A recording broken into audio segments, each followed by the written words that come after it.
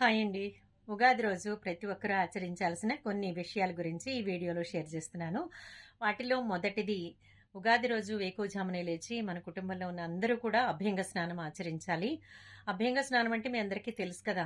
ఒంటికి నువ్వుల నూనె పట్టించి తలంటు స్నానం చేయడం. అది ప్రతి ఒక్కరూ ఆచరించాలి. అలాగే ఇంట్లో ఉన్న అందరూ కూడా ఉగాది రోజున కొత్త బట్టలు ధరించడం అనేది చాలా ముఖ్యమైన విషయం.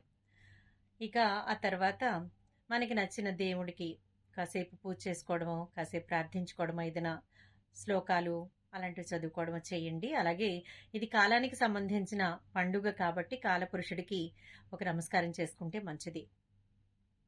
ఆ తర్వాత చాలా అతి ముఖ్యమైన ఘట్టం ఏంటంటే ఉగాది పచ్చడి స్వీకరించడం. షడ్రుచుల సమ్మేళనం. తప్పకుండా ఇది స్వీకరించిన తర్వాతే మనం ఏదైనా ఆహారం తీసుకోవాలన్నమాట. అలాగే చిన్నపిల్లలు ఉంటారు కదా! వాళ్ళకి ఈ పండుగ విశిష్టత ఏంటి అనేది తెలియజేస్తూ, వాళ్ళని కూడా మనకి చిన్న చిన్న పనుల్లో ఇన్వాల్వ్ చేసామనుకోండి, వాళ్ళకి ఇంట్రెస్ట్ పెరుగుతుంది.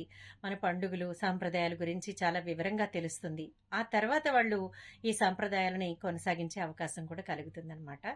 అలా కూడా చేస్తూ ఉండాలి. ఇక సాయంత్రం పూట ఇంట్లో కూర్చొని ఏదో టీవీ చూడడం, లేదంటే ఏదైనా బయటికి వెళ్ళడం కాకుండా మనకి గుడి దగ్గర కానీ, రచ్చబండ దగ్గర కానీ ఈ పంచాంగ శ్రవణాలు లాంటివి పెడుతూ ఉంటారు కదా! అక్కడికి వెళ్ళి ఆ వేద పండితులు చెప్పే పంచాంగ శ్రవణం విన్నామనుకోండి, రాబోయే సంవత్సర కాలంలో మన జాతకం ఎలా ఉంటుంది అనేది మనకు తెలుస్తుంది.